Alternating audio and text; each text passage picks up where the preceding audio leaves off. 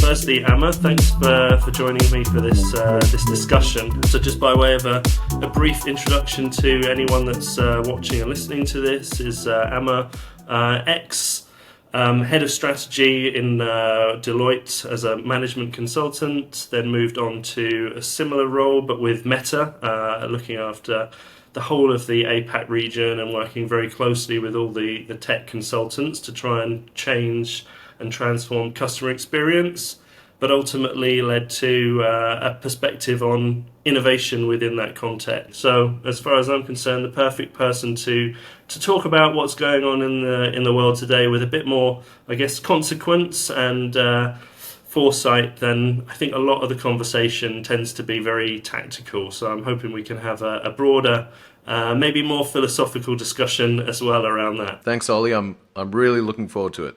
So I guess the trigger for this was the conversations that we've been having on this topic. You know, the announcement fairly recently of Jony Ive kind of joining OpenAI was a real, I think, obviously it prompted lots of discussion, a lot of fans to jump up and say this is the real game changer.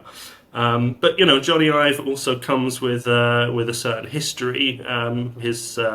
His kind of design philosophy around how he applies that to AI, I think, is a really interesting topic for discussion. We're really in pursuit of the era-defining AI device.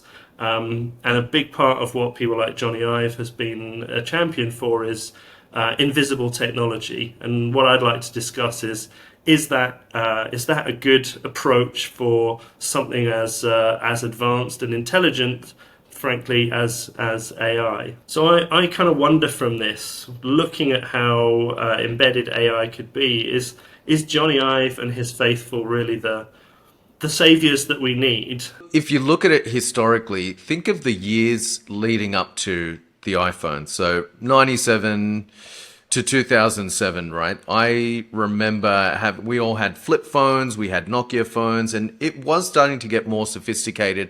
We had Palm OS, I remember Palm Pilots and that sort of thing. The phone I had just before the iPhone came out was a Sony Ericsson device that it was kind of about the size of an iPhone. It had a pretty big screen. It was a color screen. It was a touch screen, but you use a stylus. It was a little bit clunky. There was internet, but it was kind of like a mobile WAP version of the internet. So functionally, I remember when the iPhone came out, it's like, well, now you can browse the web and you can use your Facebook. And I'm like, yeah, but I can do all of that on here. So I think that's kind of where we are right now with these AI type things. We've had a whole bunch of these devices coming out, but we're just waiting for this culmination into this magical tipping point where it goes from, right, that's the potential of what it can be. That's kind of what the iPhone was. It was flipping the question from what can the technology do? That's my Sony Ericsson was pretty much the answer to that. What can the technology do? The iPhone was the answer to, yeah, but what do customers really need? And that brings us back to, you know, kind of the design thinking question. It is baking the customer needs into it. Right now, if you look at AI, how do we interact with an LLM? It's kind of through a little box we're typing into a chat window or something like that. I heard somebody say the other day, it's kind of like the DOS prompt of the AI era, which I think is a good way of putting it. So I think there's no doubt that the human experience, the customer experience is going to transform and lead us pretty soon to that magical moment where that tipping point is. Yeah, I also think it's a good point, because I think, like you, to a certain extent, I find myself struggling to put a finger on, onto exactly what it would be that changes my mind and is the tipping point. Maybe it's what Steve Jobs just said about we don't know what we want until we see it. Maybe we don't yet know what we want from the first AI revolutionary device until someone smarter than us comes and puts it in the market.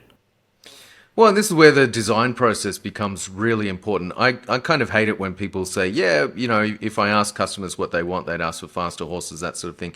That's true. And hence the design process isn't to go out and ask people what they want. It's going out and observing people, understanding those latent motivations that they can't express, that they probably don't even know themselves.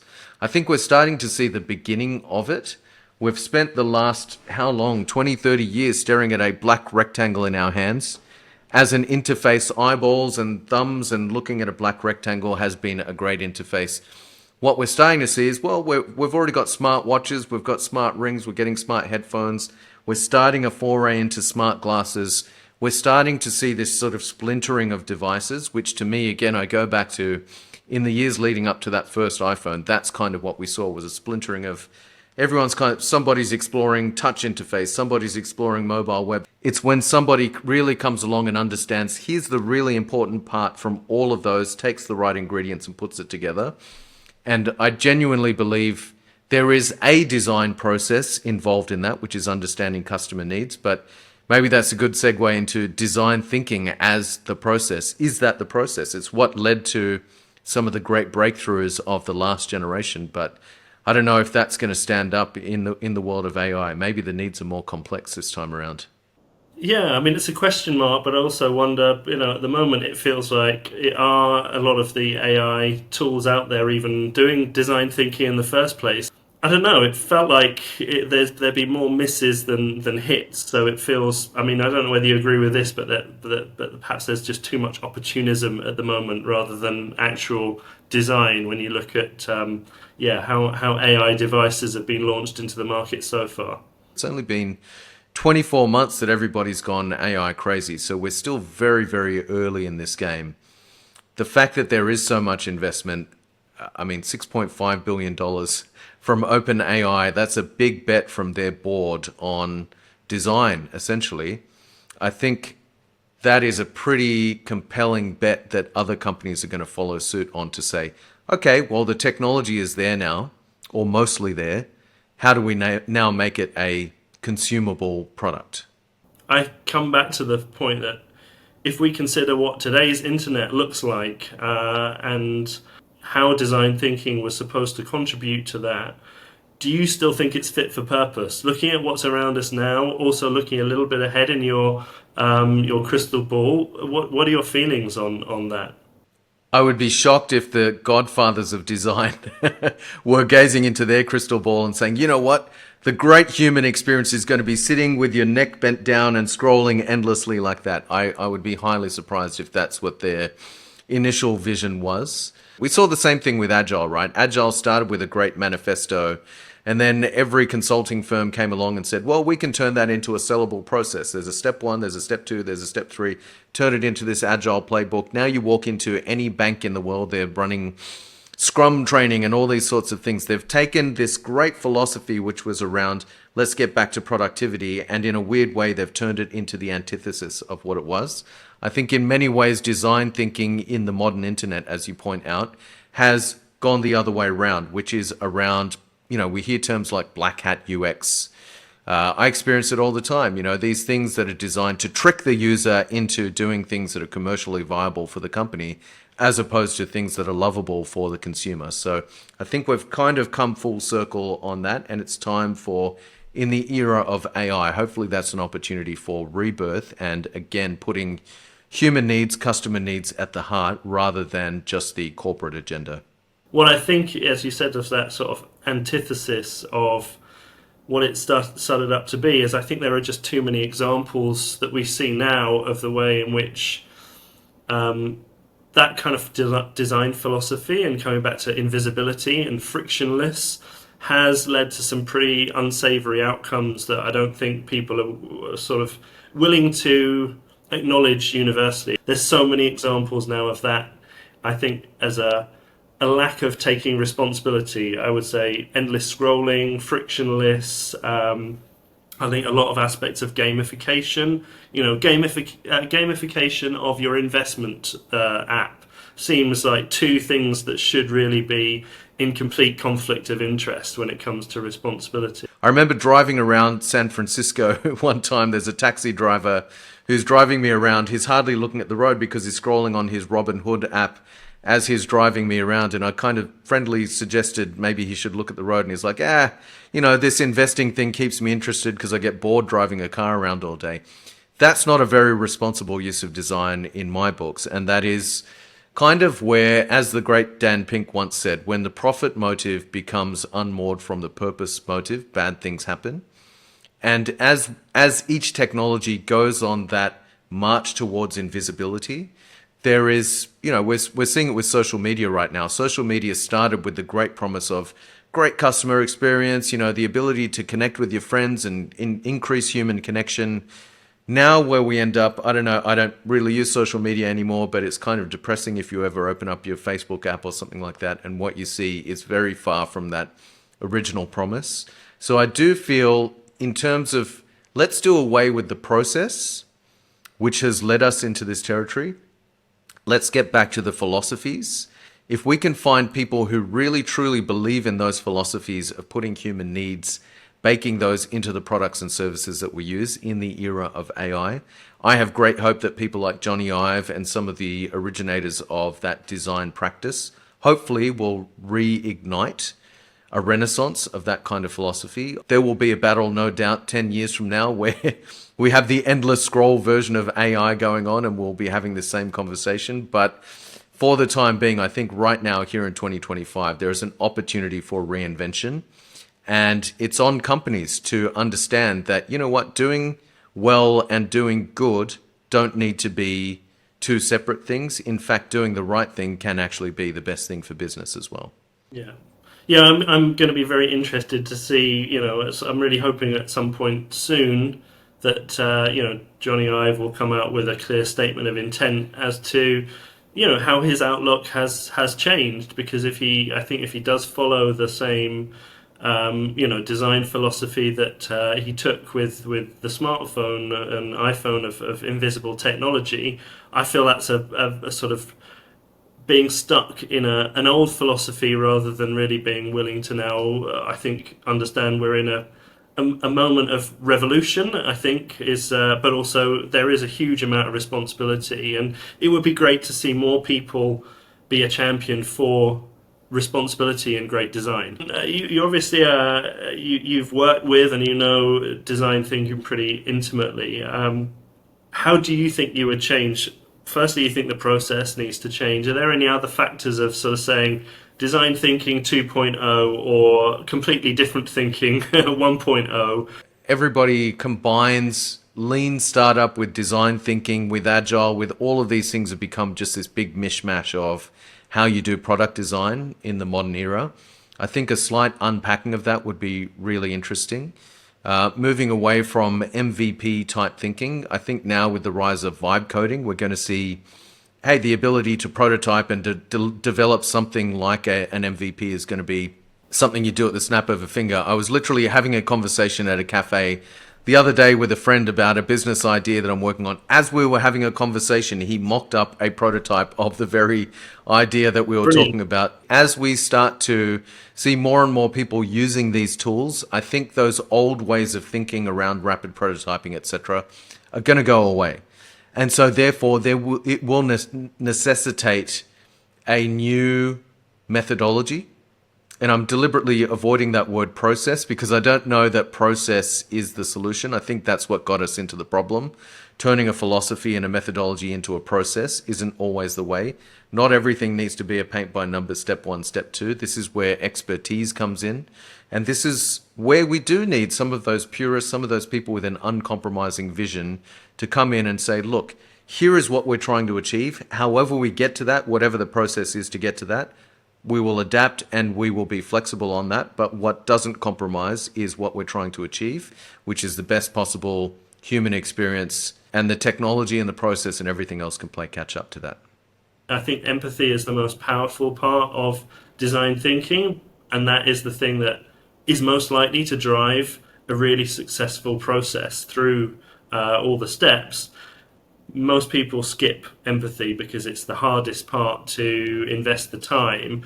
and they successfully used the tactics and the sort of manipulations. I went to Viva Tech a couple of years ago now, and I was really excited about going. I hadn't been to a big technology event in quite some time. And I was kind of surprised, not only the sheer scale of the event, but innovation to me is all about problem solving. It's about having a mission and having a clear purpose and having an idea of what you want to change about the world. And what I saw was everyone was just saying, we do AI.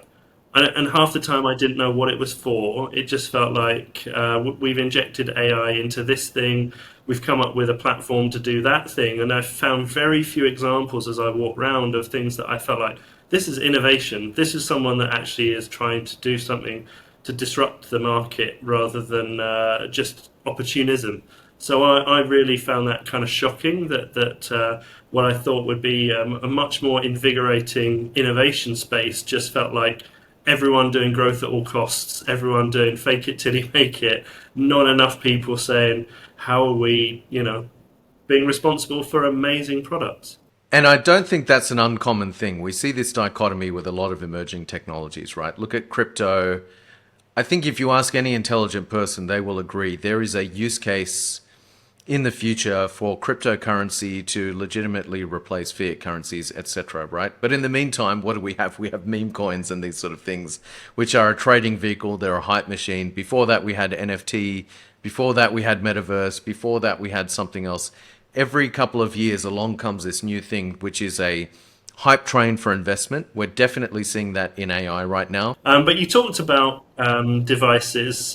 We started with that, but there are also a number of different touch points for the technology. So Zuckerberg has obviously been heavily invested in metaverse. It's sort of been a bit, the response to it, we'll say, has been problematic, but he is also very, very intent on we are going to be plugged into augmented reality devices to process all of this information to help us cope with this overload.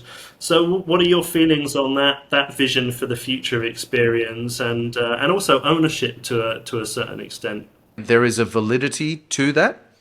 In a business context, hey, wouldn't it be great if you and I were sitting in the same virtual room right now, reviewing a product, and we can both touch and feel it, even though we're sitting in two different geographic locations?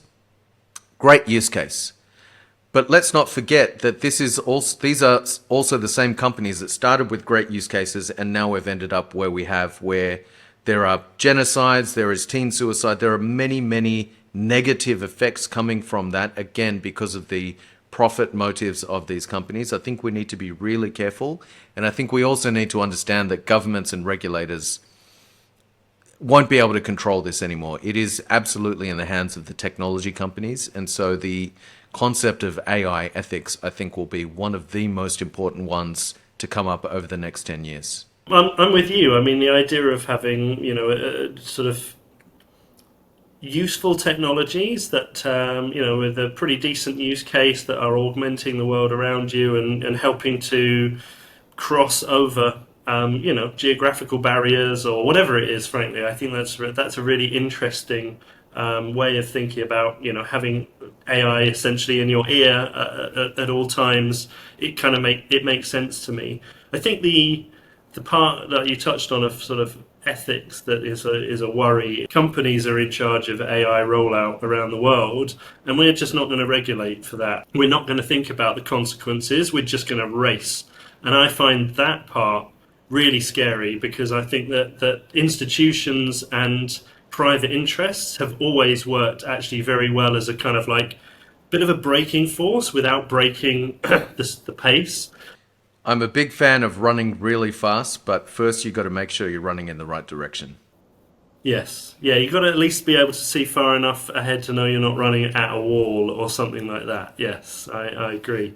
But, those new sort of devices are not going to go away. I mean, there's also the Neuralink. I mean, what are your feelings towards the cyborg thing? Is that a future you can see for yourself to really be plugged in? I always imagined that I would have one giant cyborg arm like out of a superhero movie, but I never really thought much more about it than that.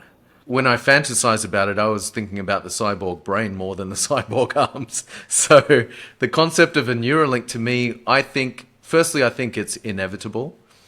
The transformative talk from Elon Musk when he was talking about it was, hey, if you think we're not going to be cyborgs, think again. We already are cyborgs. The only problem is right now it's an interface problem. We already are connected to the internet. Most human beings on the planet have a smartphone and the internet and therefore are connected to the same knowledge base. The interface problem is eyeballs and thumbs. Could we make that faster? Well, the next generation of that is a pair of glasses that has speakers and a microphone. Okay, a voice interface that can talk back and forth. If you're speaking to me in a different language, it can translate on the fly. Great. Well, it's just the same information bank, but it's just reducing that user interface friction. I think some sort of implant that talks directly to our brains is the inevitable outcome of that, is just reducing the friction to zero or near zero. Would I welcome it? In a way, yeah. I think the concern is the input-output of it all. Again, if we think of mobile phones, think of pop-up ads and all of the horrible things. I don't know if you've ever tried to read a news site on your mobile recently, but you have a window of about that much to actually read the article, and about this much real estate is taken up with really horrific, poorly designed ads. If that's where these companies take us, then I don't want a version of that implanted directly in my brain that I can't turn off. At least with my phone, I can turn it off and put it away and get frustrated with it. So that, I think, would be the major concern. Again, it's who has their hand on the wheel. But I will say I think it's inevitable. Our brains that are from millions of years of evolution that have suddenly rushed into a completely different world in the space of a few decades. But yeah, I also think there's got to be a new conversation about ownership, whether you're a gamer and games get cancelled and you've paid for it and suddenly you've got no game anymore because it's not on a server that you can access, it's been taken down, or it's a product that you have use of and you could just be banned outright, even though once again you are in theory an owner. Or products that said we're never going to be with advertising, and then lo and behold, a bit of incremental revenue, advertising is suddenly there. So I think that's definitely the risk of how do we define sort of what we own, particularly when it's starting to interface with our physical body and our own mind processes potentially. Meta always said that WhatsApp will never have ads. The founders always said we didn't found this product to have ads, and lo and behold, 2 weeks ago they announced they're starting to implement ads. I guess it was always inevitable, but this is where these things lead to. The point about ownership, I think, is a really interesting one. We've moved to subscription everything, subscription Netflix, subscription Spotify. It starts to have ramifications even in the business world. So I've seen several people recently, they've spent years building their audience on a platform like LinkedIn, for example. And then all of a sudden, for some inexplicable reason, that's taken away, their account is banned, or some automated system has said, sorry, you're not allowed to access this thing anymore. That is something for us all to really think about is, what are we giving away when we give away ownership? What are we really surrendering control to? The promise is, hey, every song ever recorded, and you get to have that on Spotify. But then again, we've seen some headlines recently from Spotify saying that their algorithm isn't so unbiased. It's pushing certain artists more than other artists, where they pay less royalties to these artists in their algorithm. Not only that, it's gone so far as to have completely AI-generated music. It looks like a real band, a real artist, completely AI-generated, where Spotify has to pay out zero to that made-up artists. So again, I think when the ethics and the controls are in the hands of private companies are doing what they do. They are there for shareholder return. I think that is just a complete conflict of interest, and we need to think of a better paradigm around who owns those rental items or that rental economy that we're going to interact with. I think there needs to be a separation between the service provider and the rental provider. I guess there's a question also of emotional ownership when you talk about art and music, and I also wonder what will people's response be in the long term when they can't figure out whether the thing was written by a person or created by a person or created by AI. Will it always feel everything's a bit uncanny, or will people eventually just give up worrying about it and just be like, I like this and I don't care whether it's from a human or from a machine? It's only a matter of time until the show that you watch or the content you consume is one-to-one personalized to you based on the data that it knows about you. And at that point, I don't think people will really care if it's automatically generated by an AI or if there was a real author or artist behind it. I think content just becomes content. We will see the TikTokification of all content at some point soon. But yeah, you talked also about sort of that very transactional way of programming AI. I think my last question is going to be, you mentioned before about vibe coding. You know, there's the sort of interesting way of code that has been penciled by Rick Rubin, the famed music producer. Like when we were talking about how design can change and how the philosophy can change, what are your thoughts about sort of vibe coding within that future context? Do you think it can be truly impactful? Do you feel like it might be a bit too esoteric for the majority? Like, what's your feeling about vibe coding? Right now, yes, seems quite esoteric, but I think it's a perfect use case for AI, actually. Coding is a very technical, procedural type practice. And so I think vibe coding, or the concept of these platforms, is a great democratizer. Hey, I have a great idea. Therefore, people are talking about investors are just looking for the next one-person unicorn, one person and some AI building a billion-dollar company. That's a reality. We've just seen some companies starting to approach that. I just saw a vibe coding company get acquired for, I think it was 60 million. It's not a billion yet, but it was a 6-month-old company with 8 employees. We're starting to get to that point. So, I also think that bringing AI as a partner into that process in a more functional way to think about more of the different impacts, I think is a really powerful way for anyone to not just vibe code, but vibe code, but with a view of is this going to be the next moonshot or is it going to be the next Titanic? Code has been this quite a high bar. I mean, I have a computer science degree. I learned how to code. I haven't written a line of code in probably 20 years now, It's quite a difficult thing to expect anyone and everyone to do. Now, if AI can lower the barrier to entry around that, and as you say, it becomes sort of this companion that you're jamming with and creating products. All right, well, the product might be, in the case of Rick Rubin, it might be music, but in the vibe coding space, it might be a product, a thing that gets built. I'm very optimistic about what we might start to see out of that space. Yeah, I agree. I think we need more people out there that are championing the power of artistry and taste in that process, just as much as I think alongside that things like journalism is incredibly important within that. We need more people out there that are sort of almost fighting the good fight for culture as well. So yeah, I guess within all the things we've discussed, hopefully there are the kind of makings of a different philosophy. So yeah, I think any final thoughts to add before we wrap this one up? What's your grand vision of where AI takes us 15 years from now? So my idea for this is once again I keep coming back to how we exist as physical humans, how we stay fit, how our brains continue to be kind of as smart as they can be. Like we create the conditions for us to be optimum as organic creatures. So I think AI could be brilliant at introducing the right level of resistance in our experiences. So it's not just no resistance, which I think is the worry of design thinking, friction-free. Resistance is something that actually, when done right, creates growth. It makes you smarter, it makes you stronger, it makes you faster.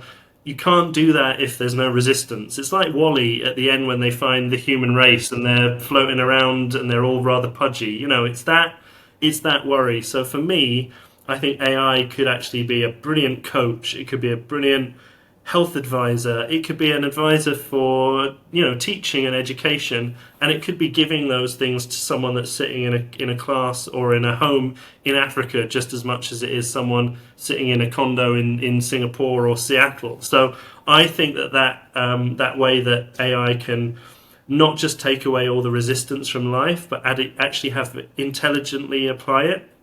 That I think can lead to more productivity, more progress. I just think without it, if we outsource everything to tech, what do we become? I don't see a future for humans in that outsourced world, but I hope that people will realize that, because maybe life won't be as stimulating as they imagined, and they go in a different direction. Like you can never exactly know what's going to happen with these really profound changes. So just to kind of wrap things up, I think we've covered a lot of ground, and I